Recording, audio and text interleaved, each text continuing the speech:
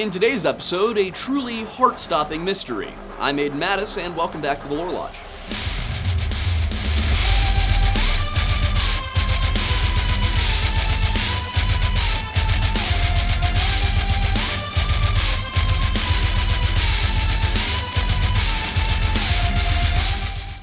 That girl needs help. That is all witnesses could make out as a young man rushed past them through the narrow halls of the Petit Library stacks at Penn State University, his left hand pointing back the way he'd come, and his right held close to his side as he made for the stairs back up to the main story of the building. Now, one of those witnesses would follow the panicked gentleman, attempting to chase him down as he hurried out of the archives, across the tiled first floor, and out the front door, only to lose him as he ducked westwards towards Rec Hall and into the ever-growing November darkness. Another would rush down the aisles looking for the girl in question, where she found one of her English 501 classmates lying unconscious on the floor amidst a pile of books, and in a puddle of what appeared to be urine. This witness's screams alerted the library staff, who quickly called for an ambulance from the nearby health center. When paramedics arrived moments later, they found a student hunched over the young woman's body performing chest compressions, and hastily took over after loading her onto a gurney for transport to a medical facility. Within minutes, health center staff had her in the emergency unit, where the paramedics continued to attempt life-saving measures, only to be stopped by the on-duty doctor when he noticed something unusual.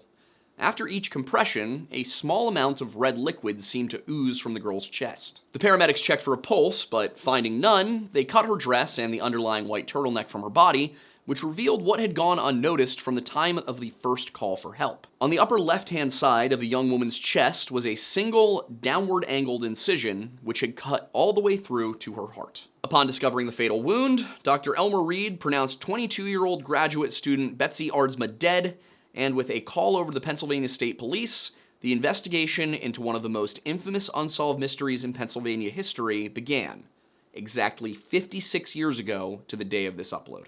But you know what isn't a mystery? If you're like most Americans, it's your personal data, and that's what today's sponsor, Delete Me, is here to fix. See, every time you sign up for a free trial, fill out a form online, or sign a privacy agreement, there's a chance that you're unwittingly putting your information up to sale to a shadowy group of miscreants known as data brokers. And while not every site that takes your information sells it, the ones who do are enough to make it a headache for you. That means information like your name, email, phone number, or even your home address could end up on the market for anyone without a conscience to buy and then abuse. And while scam calls and junk mail are annoying, that's not really the biggest problem someone could face. I know that in my case, I'm more worried about being doxxed or stalked than anything else, and that's why I trust Delete Me to protect my online privacy. They make it super simple for you to get started. Just sign up for a subscription, give their team the information you want removed from brokerage sites, and then they'll go find your info and file takedown requests on your behalf, no matter how many times that data ends up back on the market. So if you're ready to get started with protecting your online privacy, you can get 20% off Delete Me consumer plans when you go to joindeleteme.com/lorelodge and use promo code LORELODGE at checkout, or just use the QR code on screen. Again, that is joindeleteme.com/lorelodge and use code LORELODGE at checkout to get 20% off your subscription.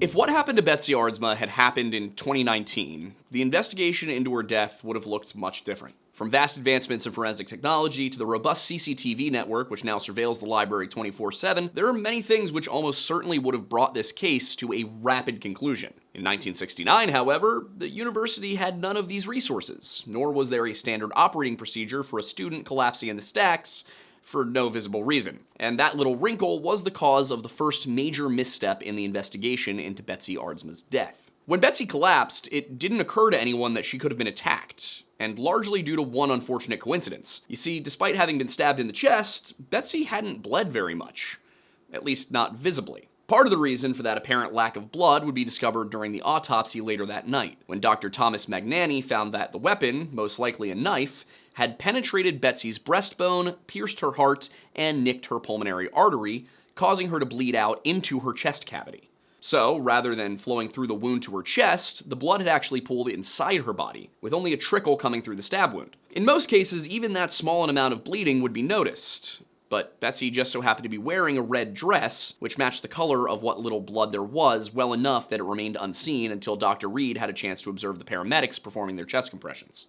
So, the precise angle at which the blade had entered Betsy's body, and her decision to wear dark red clothing had several knock-on effects, one of which was a very late police response to the scene, exacerbated by the fact that the university lacked a police force of its own entirely. In fact, this case would be one of the prime reasons for the establishment of the University Park Police Force. At the time, however, the university relied on a security force divided into two primary units, neither of which were proper law enforcement organizations. One of these was Campus Patrol, which had little function other than escorting students between buildings, kind of like the auxiliary police that are there today. The other, known as Campus Security, was more like a legitimate police force, but even still, these were little more than security guards tasked with removing trespassers or subduing immediate threats. For anything of a truly criminal nature, which required dedicated investigators, the university relied on the Pennsylvania State Police, for whom the nearest barracks was located about 15 minutes away on the campus of Rockview State Prison, right outside of Pleasant Gap.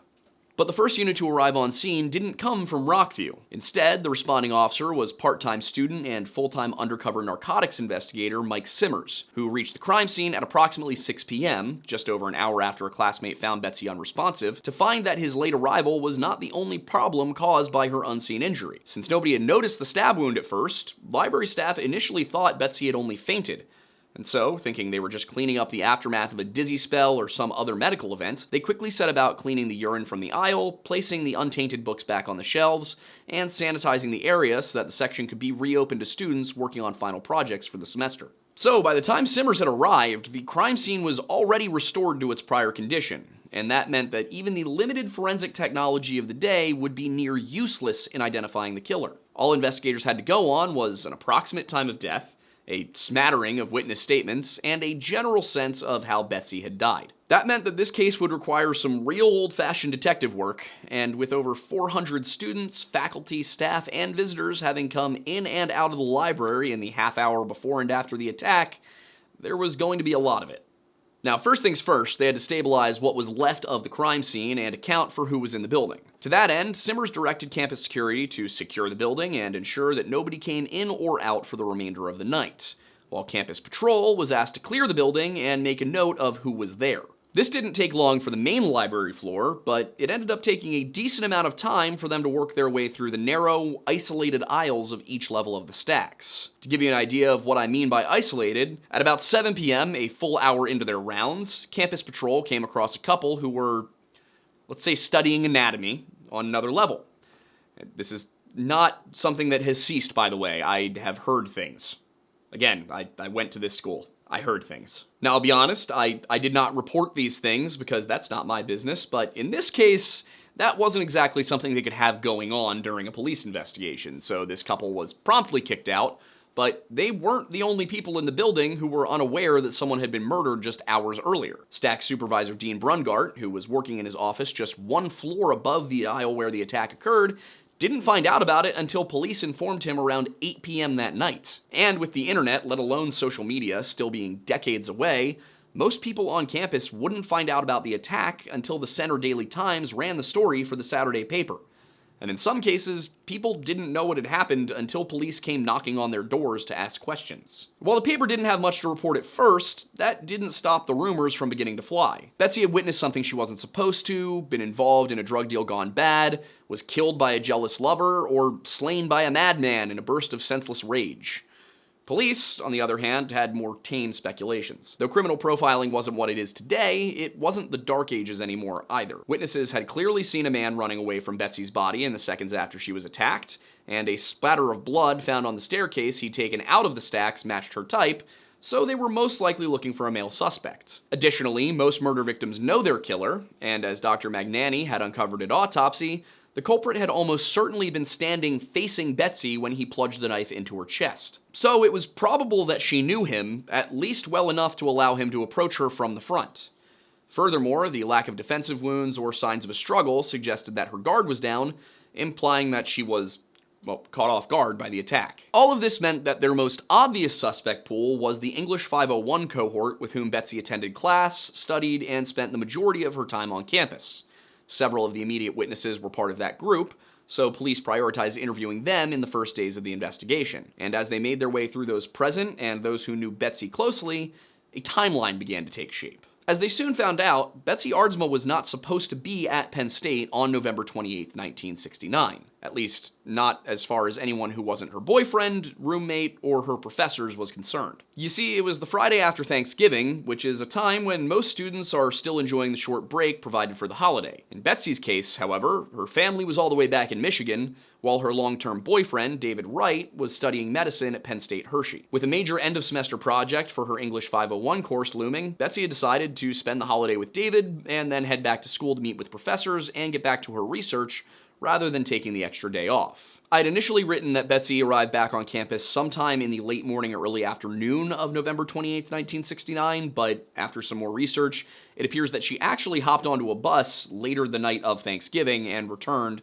that same night. Whatever the case, she was definitely back on campus by 3:30 p.m. on Friday, November 28th, and that is when she and her roommate, Sharon Brandt, left room 5A in Atherton Hall and began making their way to the library. Both girls had work and meetings to attend to, but they agreed to meet back up after going about their business to see a movie later that evening. Sharon then accompanied Betsy to the commons out in front of the library, at which point they split up as Betsy made her way to the first of her two appointments, both with professors in her English 501 course. Her first stop was the office of English and European Literature professor Nicholas Chukovsky, which was in the Burroughs building rather than in Petit Library. It seems that their meeting didn't take very long, and at approximately 4:00 p.m., Betsy was spotted on her way through the front doors of the library by classmates Linda Marsa and Rob Steinberg as they made their way out of the building. From there, she made her way down to the basement to visit the office of Professor Harrison Meserole, who handled the early American literature side of English 501. It's unknown precisely what they talked about, but both meetings were most likely connected to the final project for the course, as they were nearing the end of the semester. Whatever the case, Betsy's business in the library wasn't finished quite yet. Once that second meeting wrapped up, she made her way upstairs to the graduate study carrels, where she left her jacket, her purse, and a book about Africa. It appears that during her meeting with Professor Chukovsky, the instructor had asked her to retrieve a book which she'd referenced in a prior assignment, and so she made her way over to the card catalog by the main entrance, where she bumped into classmate Marilee Erdley at around 4:30 p.m. Betsy then found the card for the book that she needed, and the system told her that that book was in the Level 2 course stacks. And at this point, I think it's appropriate to stop and go over how the stacks actually work, because they're not just normal library floors. Each level of the stacks is half the height of a normal floor, so there are 2 layers of stacks between each floor of the building, starting with the aptly named Level B in the basement. The second level up from there is BA, above which is level 1, then 1A, 2, 2A, and finally 3. But back in 1969, level 1A was called level 2, and level 2 was today's level 1. Confused yet? Because I sure was. All of this is to say that when Betsy went down to the level 2 core stacks, that means she went to the level between the basement and the main floor of the library, which is to basement and level 1, level 2. Was level 2? Alright, so after some discussion, we've determined that I just typed things wrong. What happened is that back in 1969, it went level 1, level 2, level 3. Now it goes level B, level BA, level 1. So when Betsy went down to the level 2 core stacks, that means she went to the level between the basement and the first floor of the library, which is today's level BA. And it's also important that this level is only accessible via the central staircases. To keep things simple though, I'll be referring to everything by the current labels from now on. So remember, BBA1. That's what we're going with. Anyway, a few minutes after she went downstairs, Betsy was spotted by a library employee, the stack supervisor, Dean Brungart, as he made his rounds through the building. And Brungart would later tell police that he also saw and heard 2 men speaking in hushed voices several aisles over, but nothing seemed out of the ordinary. Shortly after all of that, around 4:45 p.m., classmate Shirley Brooks walked down the stairs into level BA to ask Betsy if she could borrow a pen. And she later recalled that as she descended the stairs, she bumped into a tan-complexioned, mustachioed man wearing an overcoat. Shirley found Betsy in one of the center aisles, borrowed the pen, and then returned it a few minutes later. And if the 2 men Brungart had seen were still there, she didn't see them, as she told investigators that she believed she and Betsy were alone in the level BA central stacks. But in reality, they were not alone on that level. See, there's another important thing about the layout, which is that the central stacks, which house the main staircases, are flanked on the east and west side by east and west wings, which are connected to the core by short, narrow hallways. So as Betsy scanned the shelves looking for her book, she may have been aware that just a few yards away in the eastern portion, Marilee Early was sitting at a desk near the hallway connecting the two sections. Several aisles over from her, a Mozambican geography student named João Uafinda, I probably got that wrong, but I tried my best, was working on research. Then a ways beyond him, on the far side of that wing, another student was sleeping in one of the study carrels. Meanwhile, in the West Wing, New York-based aerospace historian Richard Allen was using a copy machine. But what Betsy probably wasn't aware of, what it seems nobody was aware of, was the fact that someone else was present in the stacks at that precise moment, just before 5 p.m. And though Early, Uafinda, and Allen would all see the man who ran past them yelling about a girl who needed help, not one of them would be able to identify him when questioned by investigators. Over the course of the following months, Pennsylvania State Police would conduct interviews, study the victims' diaries, and chase down rumors as they sought to unravel the enigma of who could have murdered a young woman just 20 feet from her classmates in a room with only 2 ways out, and then escape into the night without anyone being able to identify him.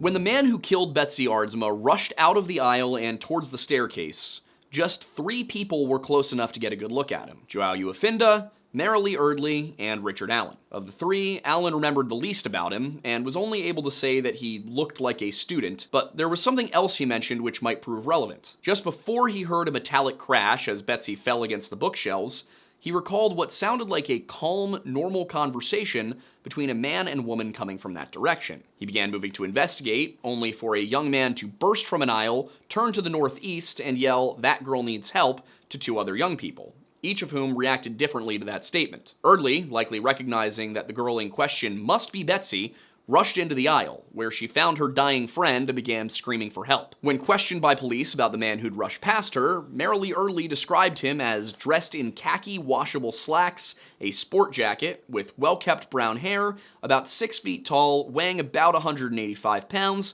and possibly wearing glasses. It was Uafinda, however, who got the best look at the suspect. While Marilee attended to her friend, João had given chase, following the stranger to one of the narrow stairwells which presented the sole entry and exit points from the stacks at the time, and up to the main floor of the building. The Mozambican geography student tailed Betsy's presumed killer through the lobby and then out the front door, only to lose him as the man turned west towards Rec Hall and faded into the growing darkness.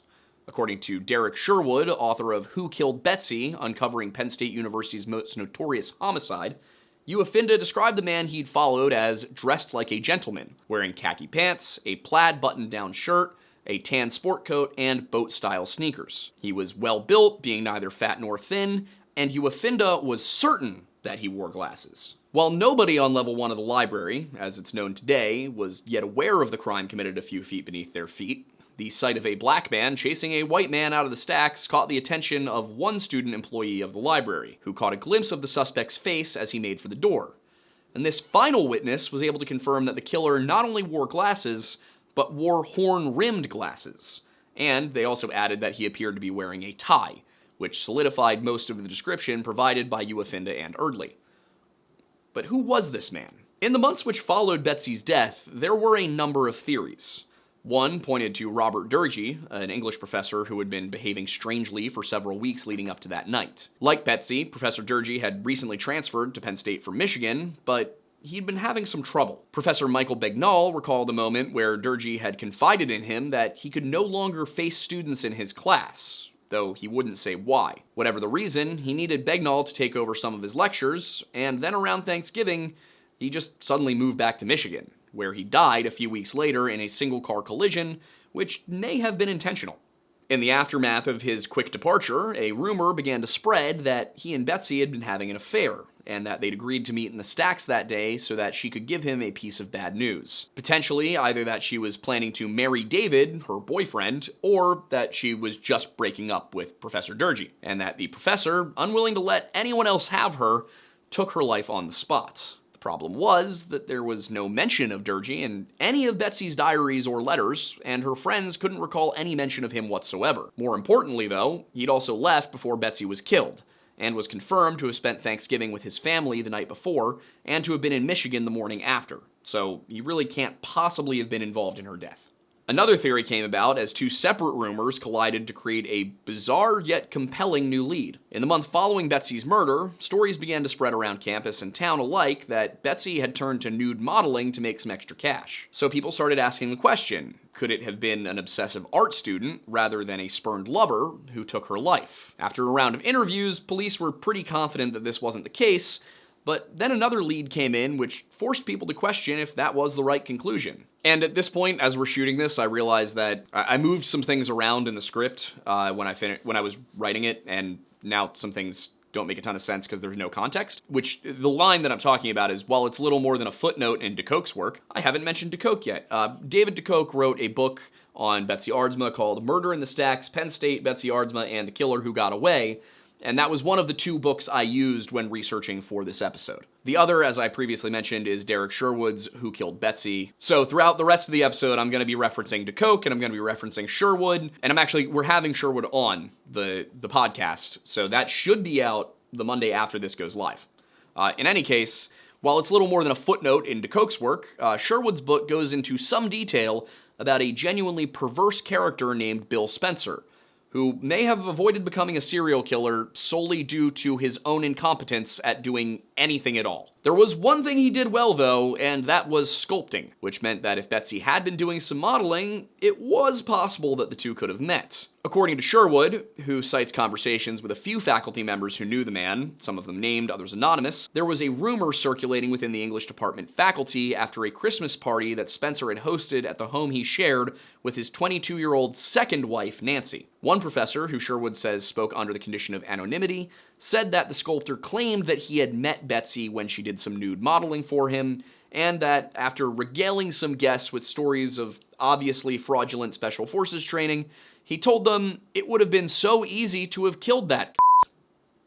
Though Sherwood says elsewhere that Spencer claimed to have been the one who killed her. And while Sherwood does seem to be a little bit uncertain whether Bill told his guests that he'd been the one who killed Betsy, or that he thought it would have been easy to kill Betsy, the author is very clear that Bill Spencer gave people the heebie-jeebies while commenting on the case as the night's festivities wore on. I'll be sure to ask Sherwood about that once we have him on the podcast. My guess is that there were just conflicting stories, and like I'm currently experiencing, as you're seeing me do, during some rewrites, things got mixed up. What we do know, though, is that Spencer only seemed to know details which had already been reported in the papers, that the university had rescinded a job offer after he was arrested for growing marijuana, and that this guy left his first wife behind to chase after and then marry a student at Skidmore College just a couple of years prior to moving to Pennsylvania. We also know that Penn State didn't employ its own students as nude models for very obvious reasons, and that there was no mention of any modeling anywhere in Betsy's diaries or in the comments of her friends and family. Beyond that, Bill was a solid 20 to 30 years too old and $20 to $30 too short of being well-dressed enough to match the description of the suspect. For DeCoke's part, he doesn't seem to think that police ever seriously considered Spencer as a suspect. In fact, the author doesn't mention the rumor that Bill claimed to have killed Betsy at all. As far as his version of events goes, Spencer made his way into the investigation of his own volition when he called the police to tell them that he had solved the murder, which the police rather quickly discounted because they felt like he was simply insane. They were probably right, because the rest of Spencer's life story, up until his death in 1984,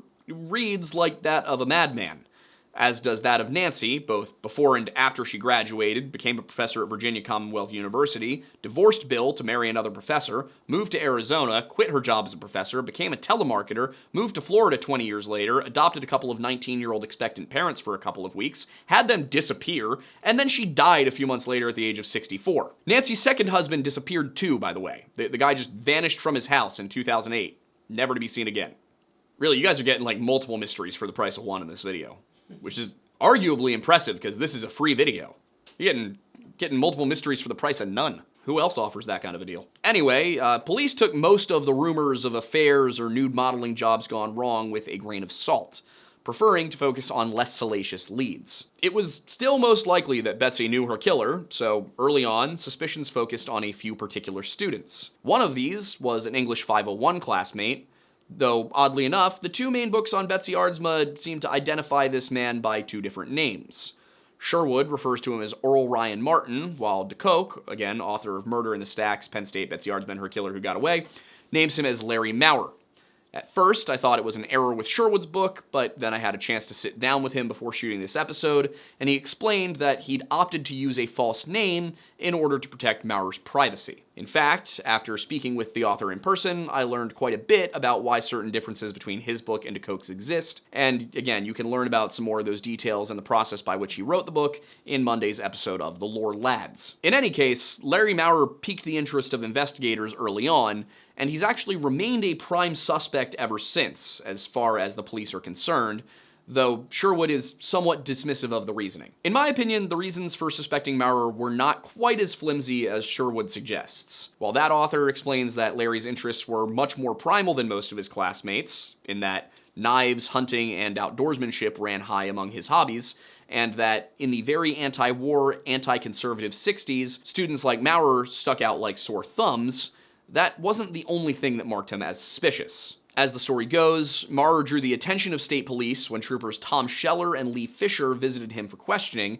as they had been doing with all of the English 501 students. It was during their meeting with Larry in his Atherton Hall dorm room that Fisher took note of the phrase, "Here sits death in the guise of a man," carved into his dorm room desk chair. Archie was demanding uppies, so here we are. Where was I? Right, the carving. The carving looked fresh, though when questioned about it, the young man simply replied that it was a neat saying. As for the small hunting knife he kept on his person, Larry said that he used it to cut cheese, not stab young women. Investigators were troubled by his answers and his demeanor, and a comment from Professor Joukowsky ended up giving them even more reason for suspicion. See, as noted by both authors, Professor Joukowsky told police that Larry had taken Betsy out for coffee on one occasion that semester. According to de Koch, Maurer followed up by asking Betsy out for a movie, but she politely declined the offer, and both investigators and Joukowsky felt that this could have led to some resentment on Larry's part. With that piece of information, Maurer now seemed like the perfect suspect.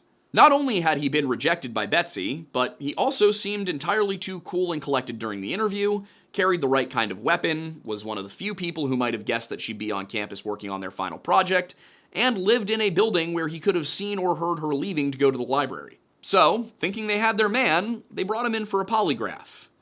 Only for him to pass with flying colors, which, combined with the fact that he was a few inches too short and a few shades too blonde to match the description given by Erdley and Uafinda, forced them to move on and seek a more appropriate suspect. Oddly enough, one presented itself in direct connection to Larry. It was his former roommate, Rick Hafner, a 25-year-old geology student slated to get his master's degree at the end of the semester and then begin his PhD studies when the spring term began.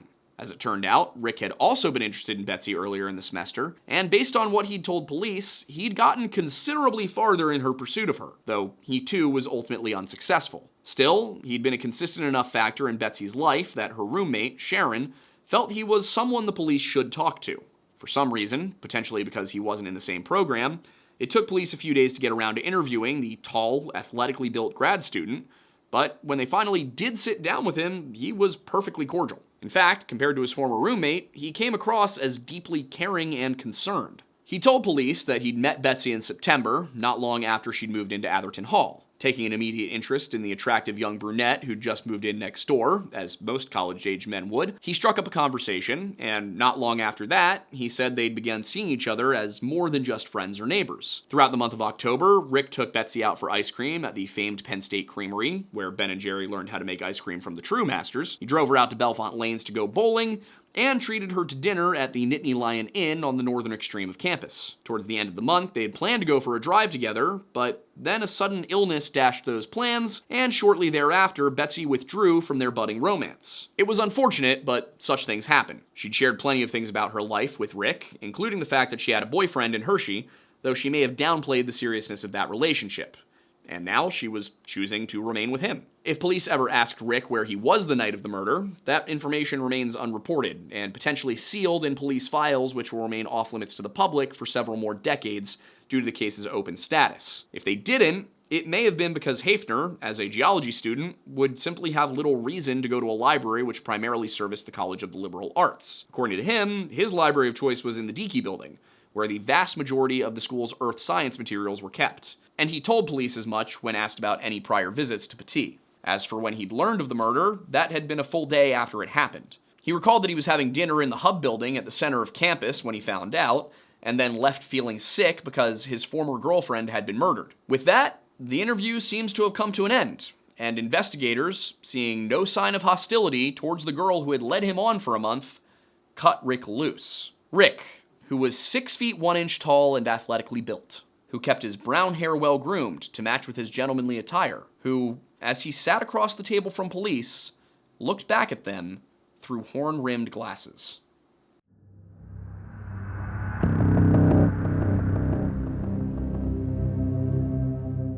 As I said at the beginning of this video, if Betsy Aardsma had been murdered in 2019, her case would have been solved almost immediately. But that's not just because of the forensic technology and surveillance systems we have today. Even if investigators still had no DNA, no video evidence, and no concrete witness identification of the suspect, I believe that modern criminal profiling training would have guided police to the evidence. It's not just that he matched the description of the killer to a T. As Rick sat across from those interviewers, there were aspects of his demeanor and parts of his responses which should have set off alarm bells for anyone with 21st century profiling training. For example, investigators noted how he could recall specific dates and times of his outings with Betsy, and how he seemed well prepared for his interview. Back then, this might have made him look like a helpful, reliable source of information.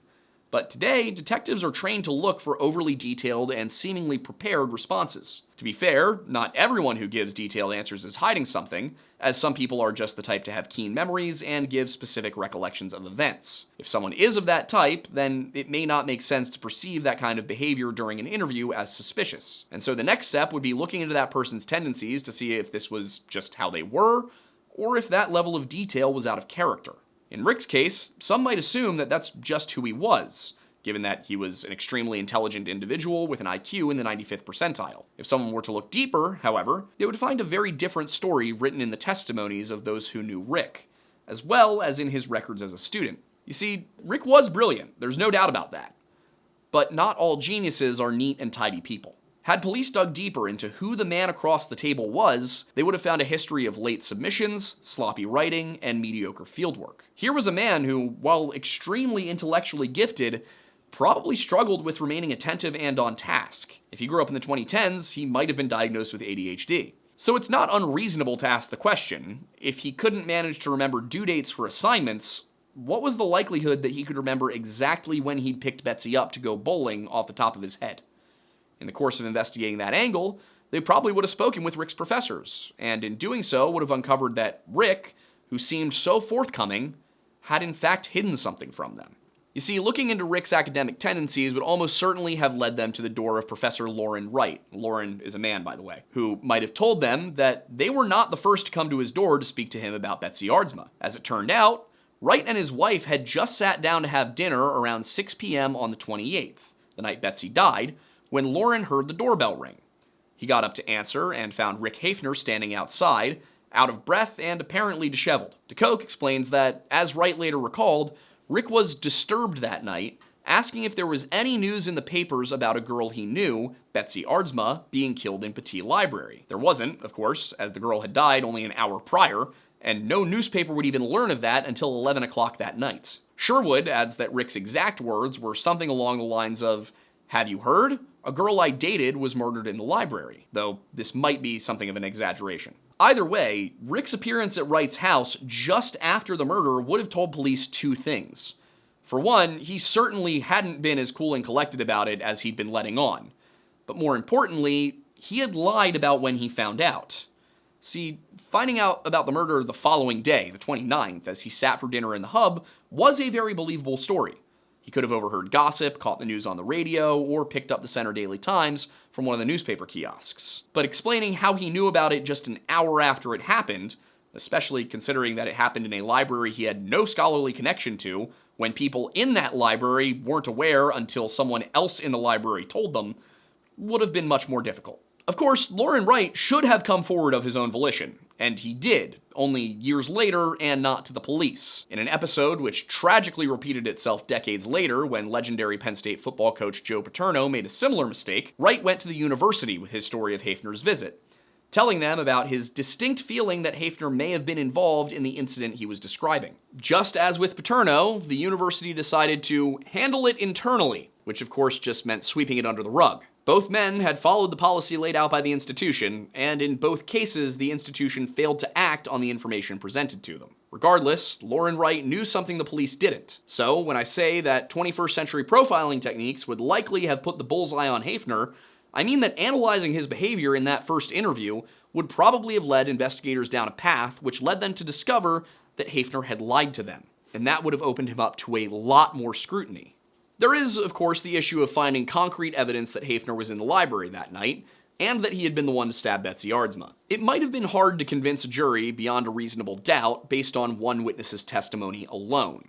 But if investigators had followed the lead back to Haefner's hometown of Lancaster, Pennsylvania, they would have found a treasure trove of scandal surrounding the man who should have been their prime suspect.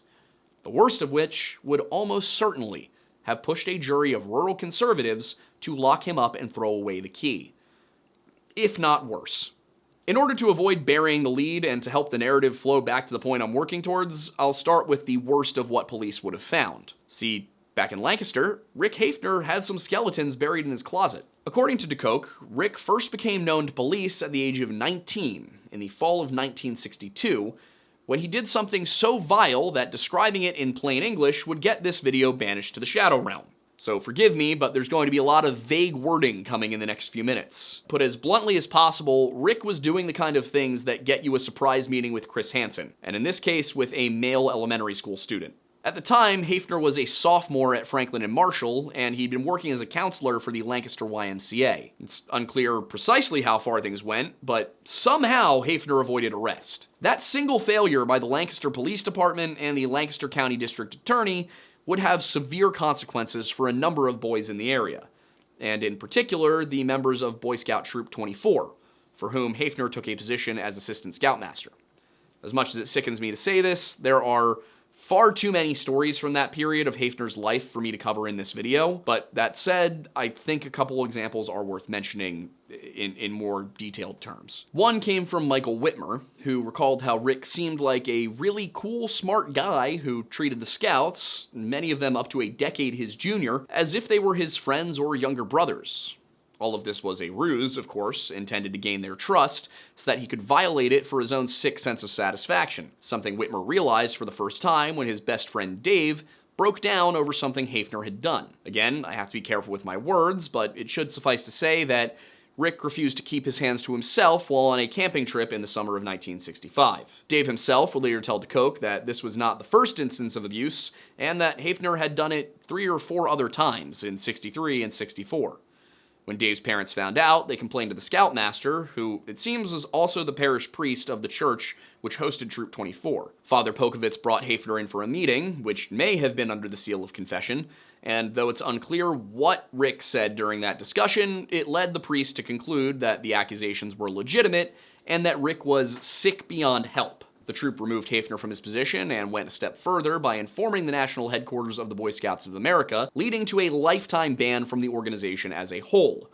But nobody thought to tell the police. Now, it could be that Dave's family felt that without access to the Scouts, Rick was no longer a threat. It could also be that they didn't want their son at the center of the spectacle that would surely erupt if Haefner was formally charged, or to re-traumatize the boy by forcing him to take the stand at trial. It also could have been, and most likely was, in my opinion, a mix of both. Either way, the truth was that Rick was still a threat, and more Lancaster boys would suffer as a result of Troop 24's failure to take that legal step and formally report the matter.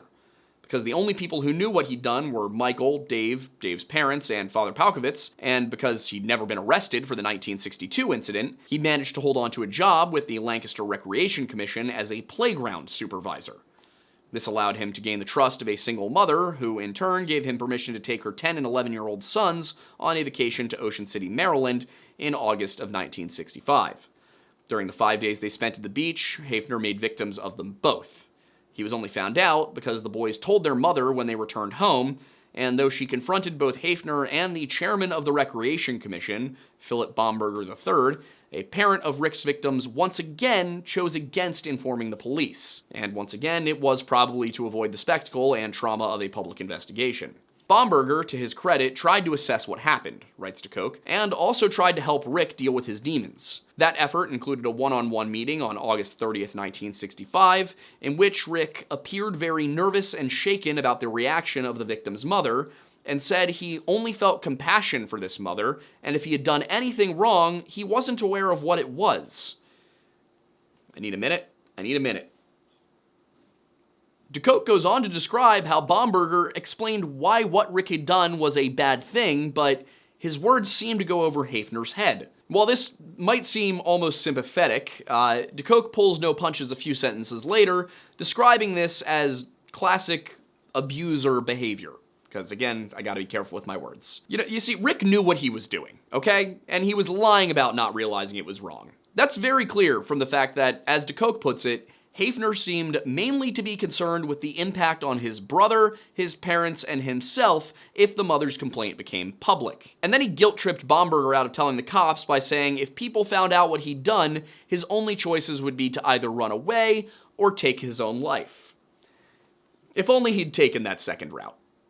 Instead, Bomberger, too sympathetic for anyone's good, went to ask the opinion of medical professionals instead of just throwing Rick to the wolves. One of those doctors was a somewhat intelligent and reasonable man named Dr. Charles H. Kurtz, who was actually the victim's physician, who understood why someone might be reluctant to report the crime, but also said he was leaning towards reporting it himself. First, however, he said that Bomberger should consult with a psychiatrist, and for what Dr. Robert J. Curry told him, that man deserves eternal torment. Because Curry, you see, was of the opinion that we have no legal obligation to report this person to the police, and that we should make every effort to protect this boy's reputation and future. And I want to be clear, that he was talking about Rick when he said this boy. He wasn't talking about any of the victims. Not their reputations, not their futures. Rick. And that meant getting Rick into psychiatric care without going to the police at all. You know what's more important than protecting people like Rick Hafner? Protecting others from people like Rick Hafner. That said, Rick did get help. He started to see Dr. Curry on September 13th, 1969. And then he never saw him again, because Rick had just begun his graduate studies at Penn State, and Curry didn't think to check and make sure he was still receiving care. Now, one thing we can glean from all of this is that there's one thing we can't fault the state police for, and that's falling for Hafner's meek persona, which is evidenced by the fact that even as the accusations mounted, nobody really clocked the guy as having anything wrong with him until directly forced to confront it. Even when they did, they were reluctant to act. As terrible as all of that is, you, or more likely the investigators of the 1960s, might be wondering how this could translate to violence against a grown woman. And that's where Mary Kelling comes in. Or should I say Susan Sorrell, as this is another instance in which Sherwood opted to protect someone's identity while DeCoke just put it out there.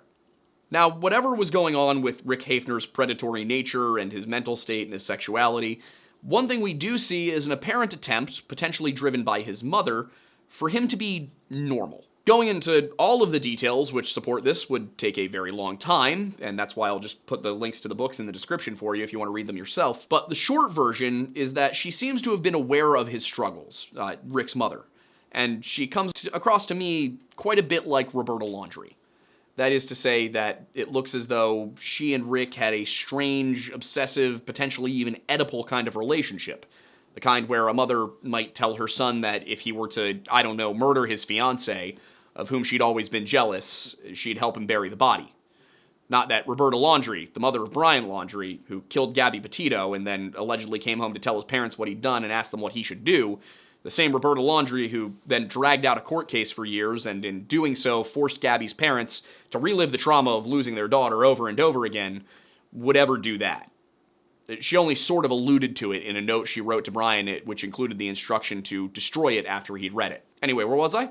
Right, Rick Hafner's mom was the type to cover for him, and also probably the driving force behind his decision to finally start dating women, a decision which would have grave consequences for at least 2 women. Susan Sorrell was the first of these 2 women, and while Loren Wright may have been unsure of Rick's involvement in Betsy's death, he was certainly aware of Rick's pursuit of the young woman. You see, Rick met Susan while doing field work with Professor Wright in Death Valley, California. It was actually during this time in 1967 that Wright first began to wonder if there might be something out of the ordinary about his pupil, at least as it pertained to his interest in women, his sexuality overall. While it would appear that Wright never surmised precisely how deviant Haefner truly was, DeCoke writes that he eventually figured out that Haefner was not a normal heterosexual male, and commented to other students that he wasn't sure Rick really liked girls.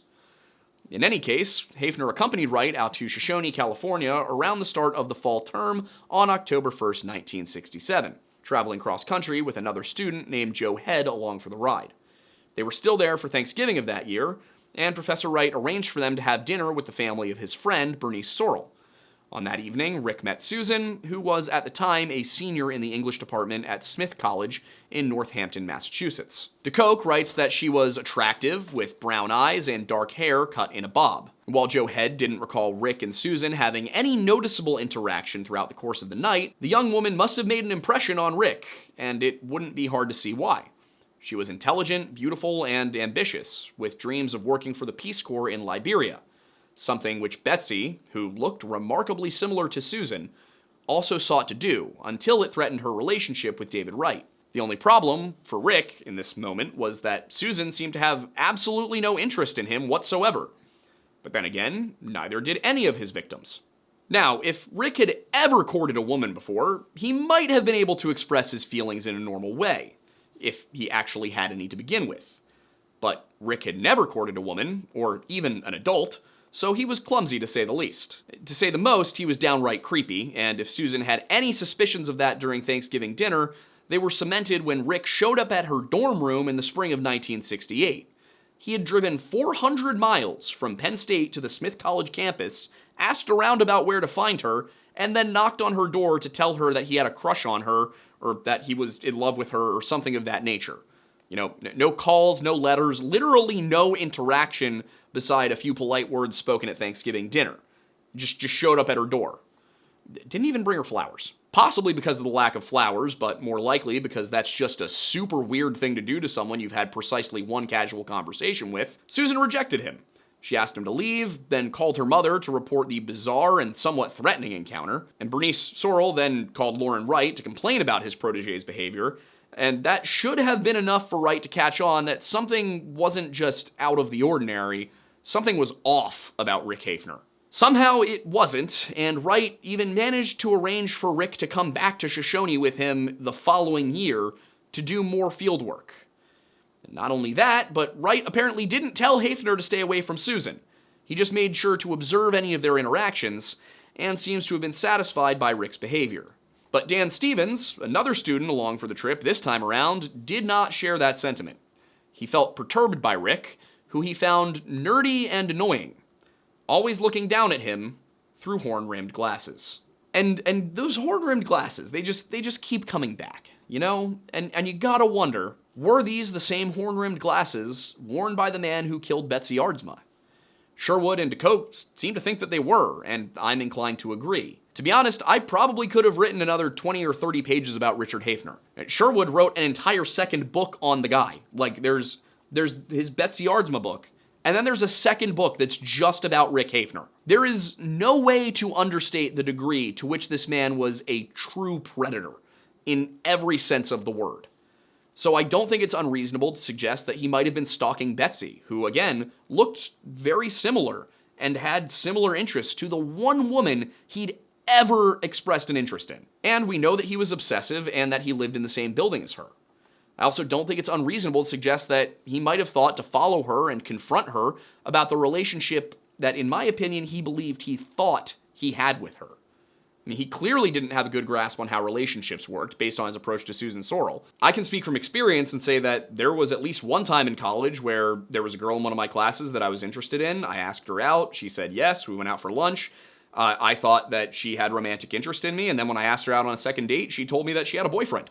Which, when I look at Richard Haefner's situation with Betsy Aardsma, I have to wonder if it was the same kind of thing, except she waited a lot longer to mention the boyfriend. And that could just be because of the differences in how open people were about their romantic lives back in the 1960s versus today. In fact, based on things that happened over the next 3 years of my college experience, I think she probably might have waited longer to tell me about the boyfriend, if not for the fact that social media is a thing. So I could certainly see a situation in which Rick asked Betsy out on a date, She said yes, thinking it wasn't a date, and then it took a few times, and then maybe him saying something romantic for her to catch on, like, oh, this guy thinks we're in a relationship.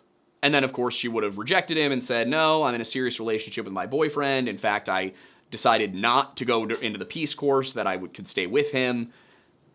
And then that rejection could have kind of broken his world in a way. Because if you've been dating somebody for a month, and then you find out you were never dating them in the first place after you've already told your family about them, which Rick had, that can be a little uncomfortable.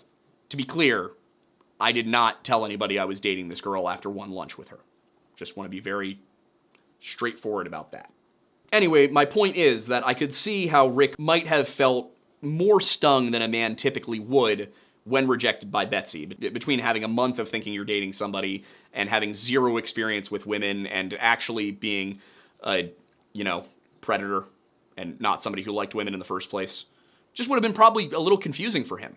All of this is to say that I also don't think it's unreasonable to suggest that when Betsy rejected Rick a second time in the library that day, that same devastating feeling he experienced when Susan turned him away returned stronger than ever before. And I don't think it's unreasonable to suggest that Richard Hafner, in a fit of impotent rage, pulled out a pocket knife, stabbed Betsy in the chest, and then panicked when he realized what he'd done. Now, that might sound flimsy. I can understand that. I could have gone into so much more detail, but partially because I didn't want this video to be 8 hours long, partially because I only really had a week to write it, and partially because if I told you everything this man did, this video would be banished to the Shadow Realm. I'm gonna leave it there. I can tell you that there were times when people who had known Rick, boys who had been his students or had worked for him, told him that he had taken them on field trips to Penn State. On one occasion, he had one of these, we'll say young men, but you know what I mean. He took him into the library stacks, brought him into a particular aisle, and then had him stand in one spot and then step back. And the kid thought that he was gonna show him something or tell him a story. And Rick just looked at the kid and with a weird, almost satisfied expression on his face, said, a girl I know or a girl I dated was murdered in that exact spot where you're standing. Which is just super creepy. I